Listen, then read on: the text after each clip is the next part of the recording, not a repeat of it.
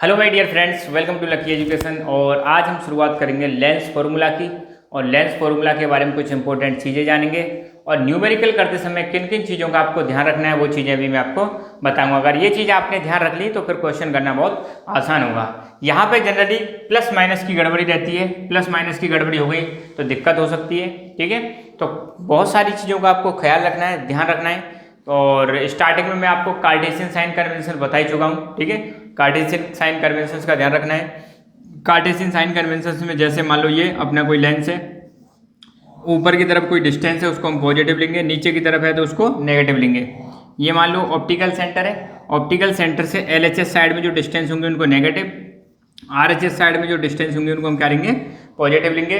इन चीज़ों का ध्यान रखना है। फिर आपको मैंने रे डायग्राम बनवाई दी है, वहाँ पे आपको ध्यान देना है कि कहाँ पर फोकल लेंथ किधर थी। ठीक है, तो पहली चीज लेंस फॉर्मूला क्या है। जैसे हमने मिरर फॉर्मूला पढ़ा था ऐसे ही लेंस फॉर्मूला है। तो ऑब्जेक्ट डिस्टेंस, इमेज डिस्टेंस और फोकल लेंथ, इन तीनों के बीच में जो रिलेशन स्टैब्लिश करता है उसको हम क्या बोलते हैं, लेंस फॉर्मूला। अब ऑब्जेक्ट डिस्टेंस और इनका का क्या मतलब है, जैसे जस्ट मैंने अभी बताया था ये हमारा लेंस है, यहाँ पर सपोज कोई ऑब्जेक्ट रखा है। ठीक है, तो ऑप्टिकल सेंटर से ऑब्जेक्ट के बीच की जो दूरी है, ऑप्टिकल सेंटर से ऑब्जेक्ट के बीच की जो दूरी है उसको हम क्या बोलते हैं, ऑब्जेक्ट डिस्टेंस बोलते हैं और इसको यू से रिप्रेजेंट करते हैं। ठीक है, अब मान लो यहाँ पर कहीं इमेज बन रही है तो ऑप्टिकल सेंटर से यहाँ तक की जो डिस्टेंस है इसको हम बोलेंगे वी, इमेज डिस्टेंस। और सपोज यहाँ पर फोकस था, क्या था, फोकस। रिफ्रैक्ट होने के बाद, फोकस ध्यान रखना, रिफ्रैक्ट होने के बाद लाइट की रेज जहां से जा रही है, जहां से गुजर रही है, वो वाला पॉइंट क्या हो जाएगा, फोकस। फोकस और ऑप्टिकल सेंटर के बीच की दूरी को हम क्या बोलते हैं, फोकल लेंथ। ठीक है, ये चीज आपको क्लियर होनी चाहिए अच्छी तरह से।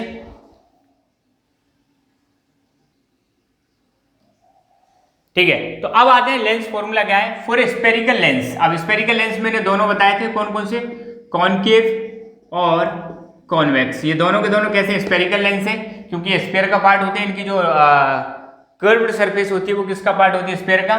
The relationship between object distance, image distance and focal length is can be given by a formula which is called as lens formula.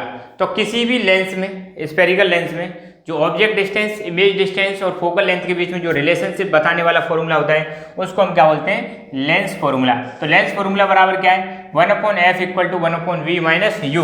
बस मिरर फॉर्मूला और लेंस फॉर्मूला में इतना अंतर है, मिरर फॉर्मूला में यहाँ पे प्लस आता है और लेंस फॉर्मूला में यहाँ पे क्या आ जाएगा, माइनस। बाकी चीजें सेम है। दूसरी चीजें, एक नंबर में भी क्वेश्चन आ सकता है कि मैग्निफिकेशन। मैग्निफिकेशन मतलब किसी चीज को मैग्नीफाई करना। क्या करना, मैग्नीफाई करना। तो लेंस के द्वारा इमेज को मैग्नीफाई करने की जो पावर होती है उसी को हम क्या बोलते हैं, magnification. The power of lens to magnify the image is called magnification. मतलब हमारा जो लेंस होता है, दोनों लेंस होते हैं, इन लेंस के द्वारा इमेज को मैग्नीफाई करने की जो पावर है उसी को हम मैग्निफिकेशन बोलते हैं। इसको एम से रिप्रेजेंट करते हैं। मैग्निफिकेशन जो होता है, हाइट ऑफ इमेज और हाइट ऑफ ऑब्जेक्ट, इन दोनों का एक रेशियो होता है। तो मैग्निफिकेशन बराबर क्या हो जाएगा, HI/HO। HI मतलब हाइट ऑफ इमेज और यहाँ पे आ जाएगा हाइट ऑफ ऑब्जेक्ट, इन दोनों का क्या हो जाएगा, रेशियो। और एक फॉर्मूला है M बराबर V/U। तो ये ध्यान दो, मैग्निफिकेशन अगर हम किसके केस में देखें, मिरर के केस में, तो यहाँ पे माइनस आता था, तो यहाँ पे माइनस नहीं आएगा, ये अंतर आपको ध्यान रखना है। तो यहाँ पर फॉर्मूला कौन सा आ जाएगा, M बराबर V/U।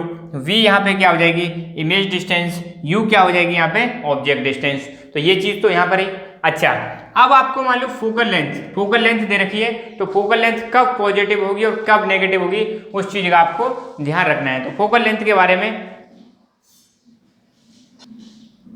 इन 2-3 पॉइंट्स का ध्यान दो। सबसे पहले कॉन्वेक्स लेंस के लिए फोकल लेंथ क्या होगी और कॉनकेव लेंस के लिए फोकल लेंथ क्या होगी। पहले हम देखेंगे कॉनकेव, फिर देखेंगे कॉन्वेक्स। तो कॉन्वेक्स ये हो गया, फोकस किधर था, इधर, तो फोकल लेंथ किधर है, आरएचएस साइड में। और आरएचएस साइड में जो डिस्टेंस होती है वो कैसी होती है, पॉजिटिव। तो ध्यान रखना, जब भी आपका कॉन्वेक्स लेंस आए तो समझ लेना आपको एफ क्या लेनी है, पॉजिटिव लेनी है। और जब आपका कॉन्वेक्स लेंस आए, सॉरी कॉनकेव, तो कॉनकेव में मैंने बताया था लाइट की रेज कहाँ पर मिलती है, यहाँ पर ऐसा लग रहा है यहाँ से ओरिजिनेट हो रही है, तो फोकस किधर है, लेफ्ट हैंड साइड में, और लेफ्ट हैंड साइड में डिस्टेंस कैसी हो जाएगी, नेगेटिव।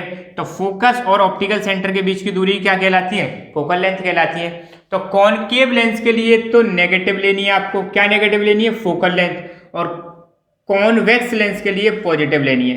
कॉनकेव के लिए नेगेटिव, कॉन्वेक्स के लिए पॉजिटिव, इसको माइंड में अपने में सेट कर लो, ठीक है।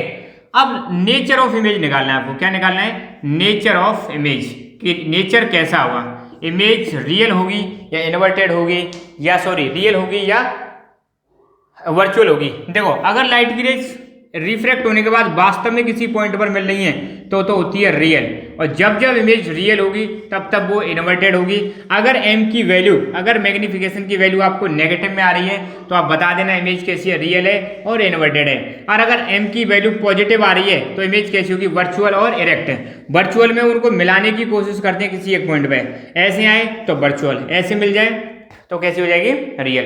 तो ध्यान रखना ये मिरर में भी सेम कहानी है, मिरर में भी अगर m की वैल्यू पॉजिटिव आ रही है तो इमेज कैसी होगी, वर्चुअल, और जब जब वर्चुअल होगी तो वो कैसी होगी, इरेक्ट। इरेक्ट मतलब खड़ी सीधी प्रिंसिपल एक्सिस के ऊपर की तरफ, प्रिंसिपल एक्सिस के ऊपर तरफ होती है तो इरेक्ट, प्रिंसिपल एक्सिस के नीचे की तरफ अगर बनती है तो आपकी इन्वर्टेड हो जाएगी, ठीक है। तो नेगेटिव आए तो रियल और इन्वर्टेड, और m की वैल्यू पॉजिटिव आए तो वर्चुअल और इरेक्टेड। साइज की बात करें, अगर m की वैल्यू 1 के बराबर आ रही है तो ऑब्जेक्ट और इमेज दोनों का साइज कैसा होगा, सेम। अगर m की वैल्यू 1 से ज़्यादा आ रही है तो इमेज का जो साइज है ऑब्जेक्ट के साइज से ज़्यादा होगा, और अगर m की वैल्यू लेस देन बने, 1 से कम है, तो इमेज की जो साइज होगी ऑब्जेक्ट के साइज से क्या होगी, छोटी होगी। तो इनको नोट डाउन करें। अब हम न्यूमेरिकल करेंगे नेक्स्ट वाले वीडियो में। अब एक ही रिक्वेस्ट है मेरी कि जितने भी वीडियोज हैं अब तक के उन सबको बार बार देखें, या जो भी आपने नोटबुक में लिखा है उसको रिवाइज करें, फिर हम न्यूमेरिकल करेंगे, ताकि आपको पता रहे कि f कहाँ है, पॉजिटिव क्यों है और नेगेटिव क्यों है, ठीक है। तो वो रे डायग्राम है, उनको आप बना के एक बार जरूर देखें। मिलते हैं नेक्स्ट वीडियो में, तब तक के लिए खुश रहो, मुस्कुराते रहो। जय हिंद, जय भारत।